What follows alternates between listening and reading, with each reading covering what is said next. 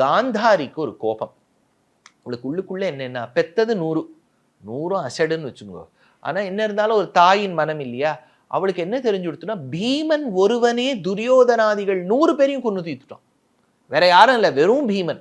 அதனால நம்ம பிள்ளை ஒத்தம் கூட மிஞ்சலியே. அப்ப யார் மேல கோபம் வரணும்? பீமன் மேல வரணும். அவளுக்கு அவ பீமன் மேல வரல, கிருஷ்ணன் மேல வந்தது. அவ என்ன சொன்னா, கிருஷ்ணா நீ நினைச்சிருந்தியான்னு இந்த யுத்தமே நடந்திருக்காது. நீ சங்கல்பிச்சிருந்தேன்னு வச்சுக்கோ, இந்த யுத்தமே நடக்காம பண்ணிட்டு இருக்கலாம்.